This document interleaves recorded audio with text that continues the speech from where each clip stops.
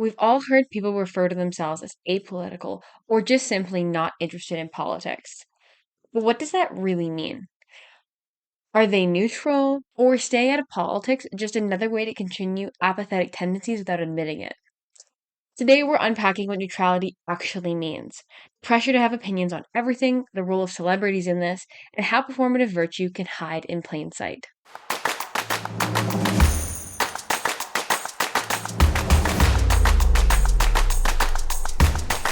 You're listening to Fed Up at Figuring It Out, unpacking politics, culture, and global power. If you ever thought, why does this all feel like bullshit? You're in the right place. I'm your host, Prem Yo. As always, everything said throughout this episode will be in this episode's description. To kick us off, let's talk about what neutrality actually means.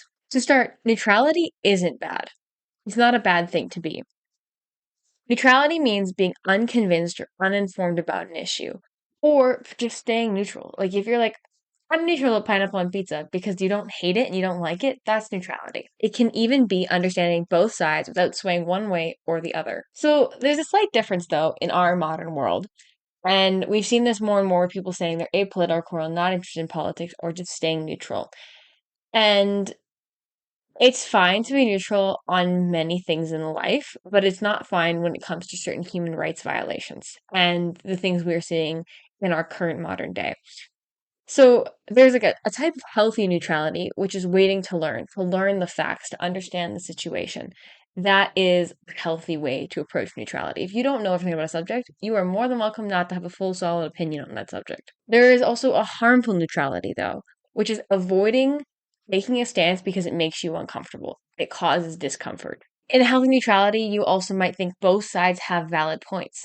And you might just be like, I can't agree with either fully because I'm in the middle. That also means that you've tried to understand the issue to some degree and that your learning you didn't stop learning because you were afraid of not being neutral. The challenges with unhealthy neutrality is that people are often doing it. They try to protect themselves in this box of not knowing to not deal with the uncomfortable truth of knowing because knowing can make things very uncomfortable for people. I think in our current day, we hear a lot about, oh, they're neutral on this issue or like people are taking enough of a stance. And you know what? It is exhausting to have to take a stance on everything.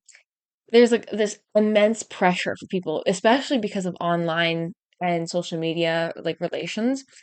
There's this pressure to take a stance on every trending issue.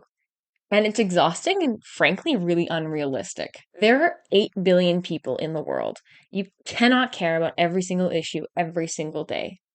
You can't care about every single issue even if you had your entire lifetime to care about every single issue. But staying in a box of not knowing isn't helpful.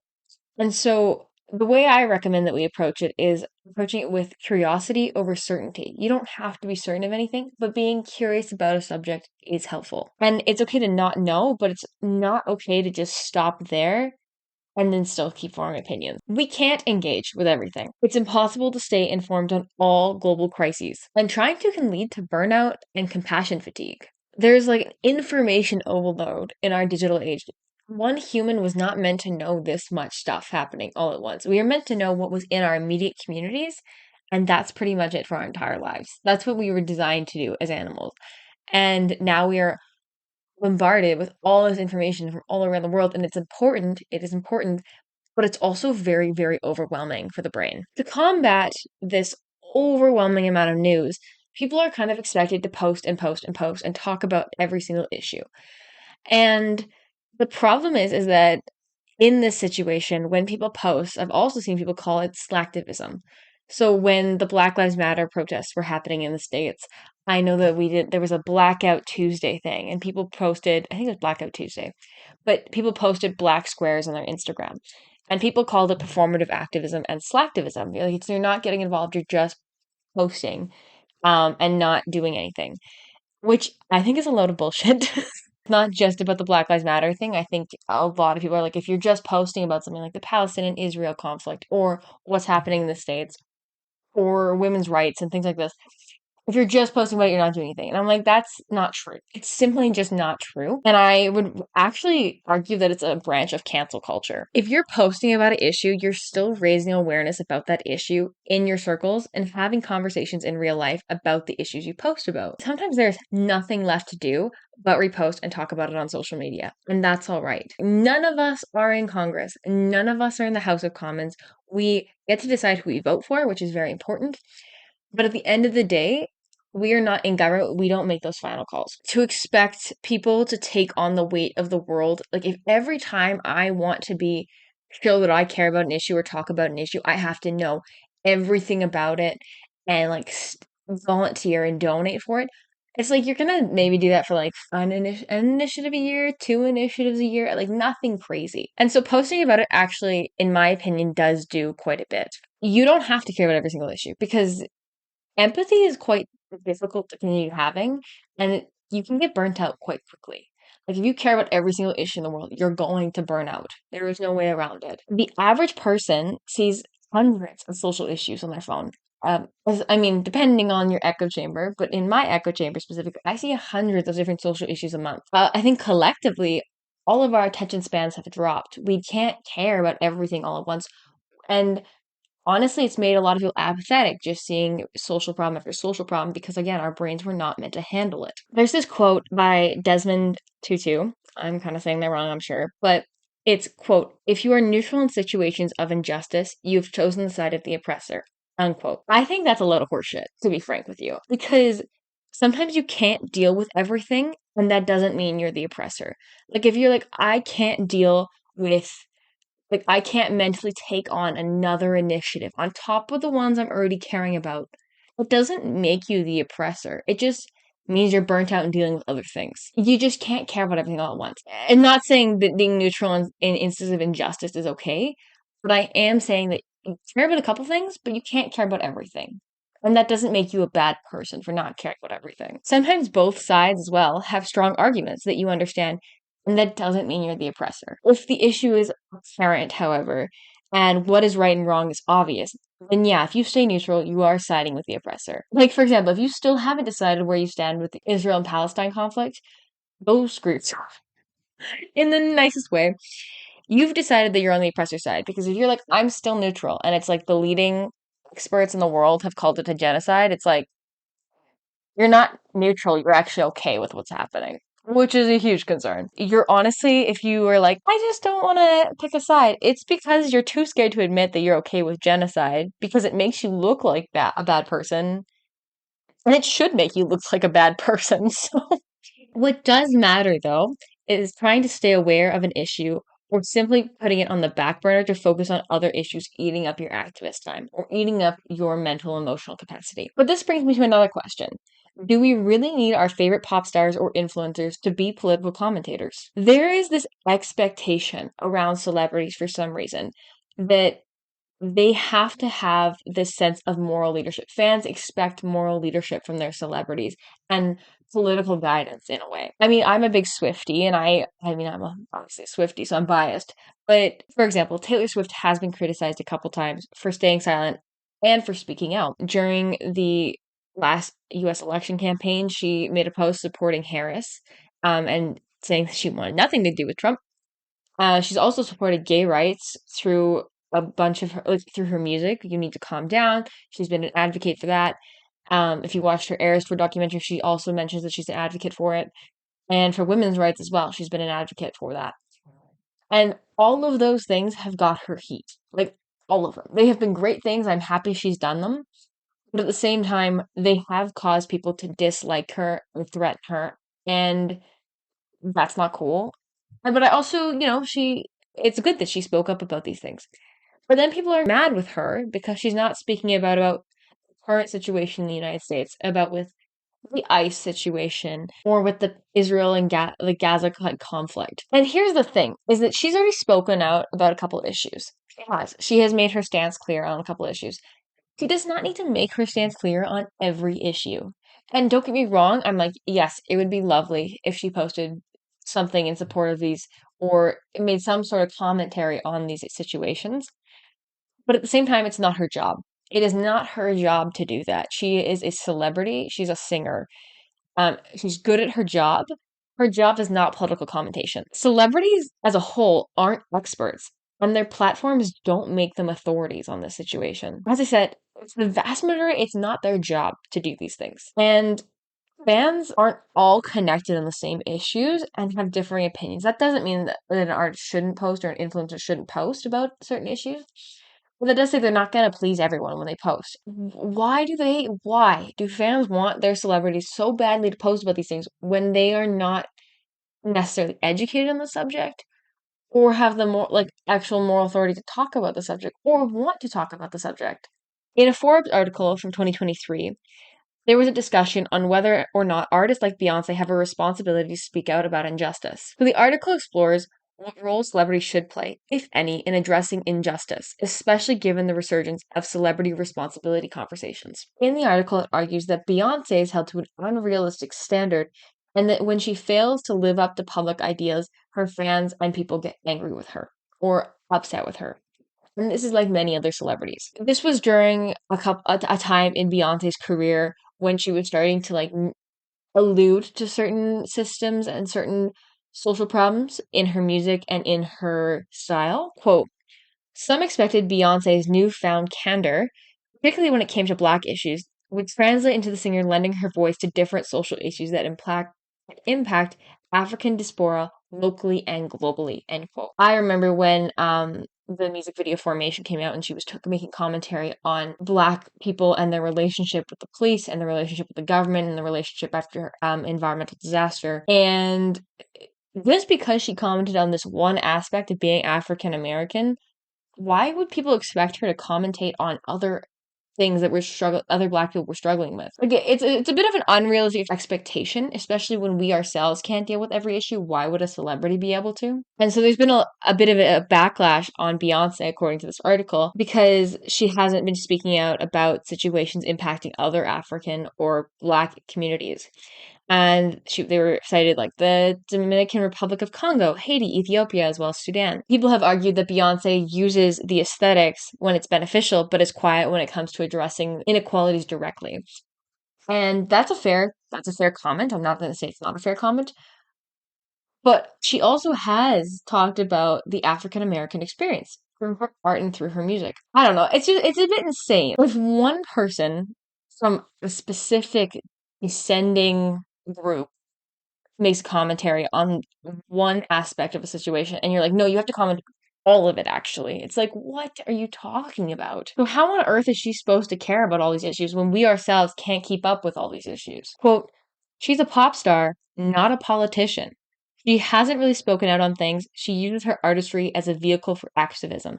That is her contribution to the world. End quote. And this comes from the Forbes article by Dr. Candace Parrish. Doctor does recommend that people go and support people you know who will talk about the issues you care about, but don't jump down someone else's throat to make them talk about an issue you care about. And yes, activism can be used to promote someone's image, but is that still not activism? I'm not saying it's right, but at the same time, is that still not contributing to showcasing the problem and showcasing the injustice to the world? The upside is that there is some artists who really do use their voice and really do speak out about certain issues, and this can be like Billie Eilish. She's been very strong advocate for environmentalism, body image, veganism, and women's rights, especially with the overturning of Roe v. Wade.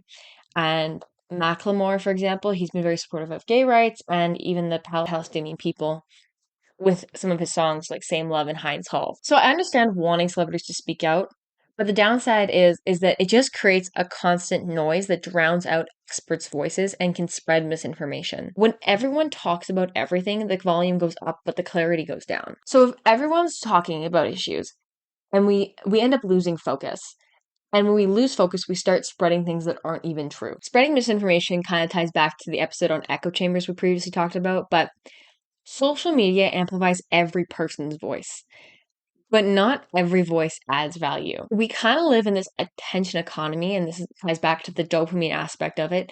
The more we post, the less we actually process. We're not thinking again about the things that we're seeing because we're seeing so much. Trend cycles online are also really fast. Like you'll see something and it'll be trendy for like a week, maybe 2 weeks, maybe a month.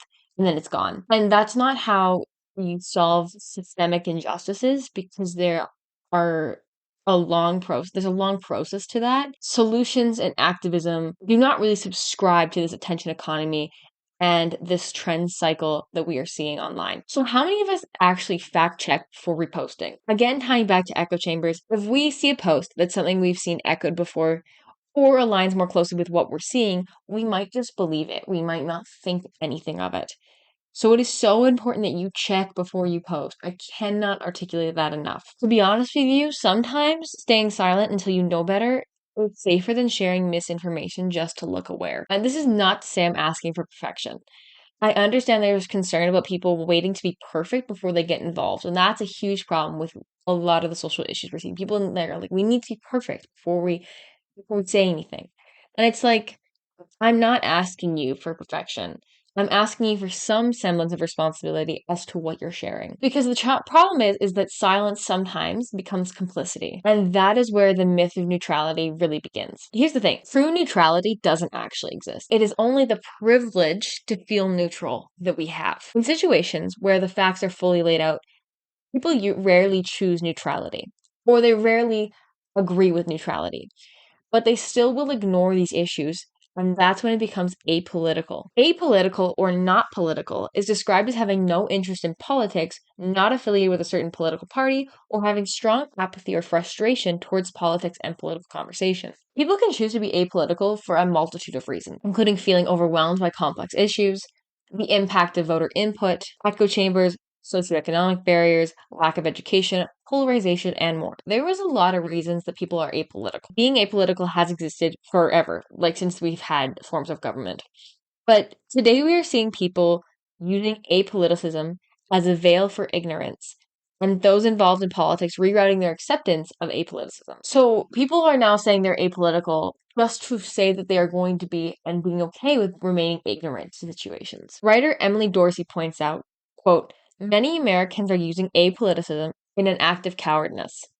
They'd rather claim to be apolitical than confront catastrophes happening in real time. Being apolitical means you are privileged and unaffected by the politics happening right now, if not benefiting from them. Apolitical people believe they are doing the right thing by staying out of politics. But topics like LGBTQ plus rights, immigration issues, reproductive health care, disability education, and more will never benefit from apoliticism. Our country and the world's political climate will never benefit from apoliticism. End quote. The thing is, not everyone can be apolitical, and that's the crazy thing. The comfort of apolitical is not universal. When people say, I don't want to get into politics, what they often mean is it doesn't affect me enough for me to care, and that's a privilege. If you're not scared when certain leaders are elected, if your rights aren't up for debate every few years, if the system more or less works for you, then yes, it is easier to look away.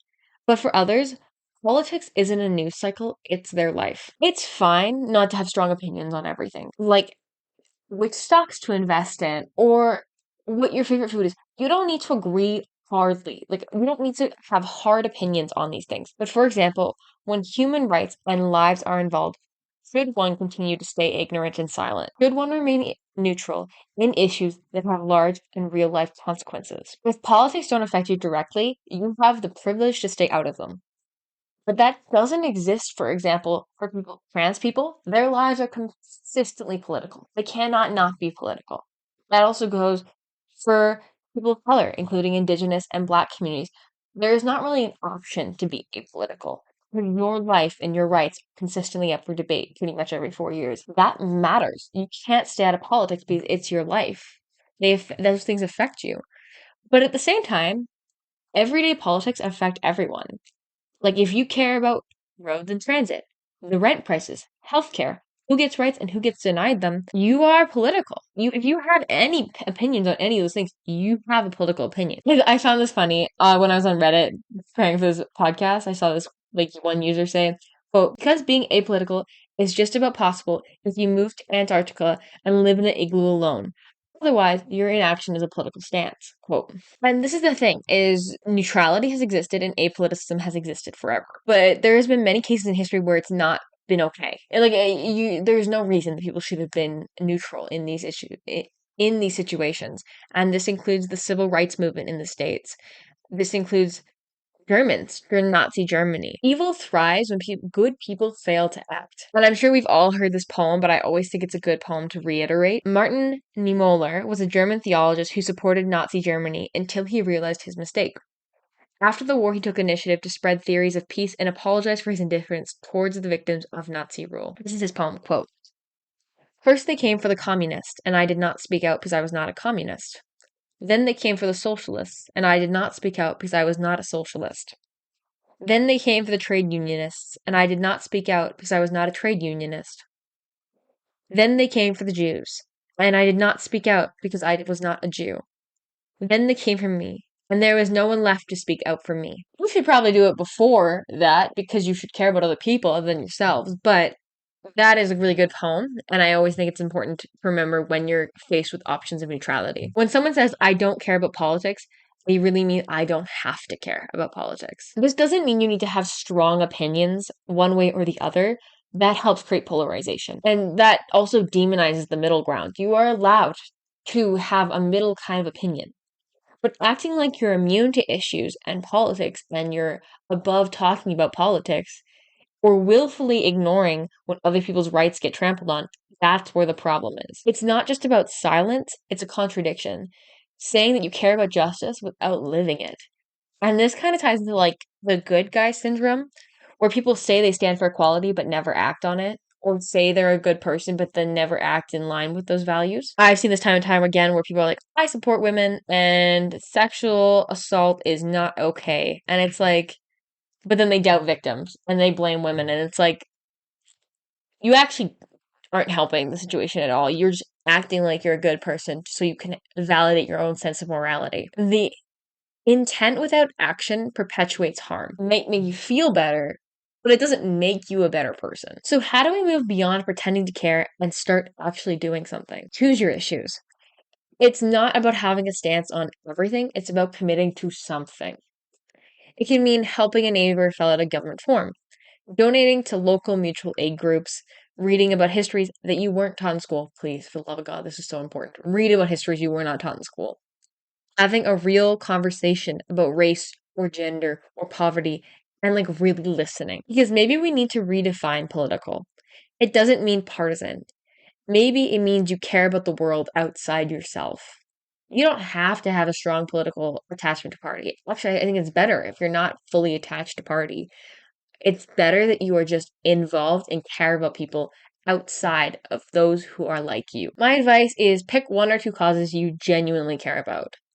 Read deeply, follow grassroots voices, not influencers, not just influencers, okay? For the one or two causes you pick, make sure you're supporting local change. What is one issue you've stayed neutral on because it didn't affect you?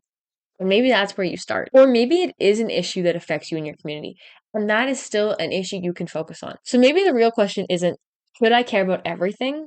It's, where will I stop being neutral today? Some closing thoughts is that not knowing is okay. Avoiding problems and avoiding situations that make you comfortable isn't. Neutrality can often be privilege in disguise, and silence often protects the powerful, not the oppressed. Neutrality is not the enemy at the end of the day. It's apathy and apoliticism. The world doesn't need more people to say they're good. It needs more people who do good, even when no one is watching. Thanks for tuning in. If you had an aha moment or just enjoyed hanging out with me, pass this episode along to a friend, drop a quick review, and let's keep chatting over on Instagram. Sharing is caring, and it helps this podcast grow. I'll see you in the next episode.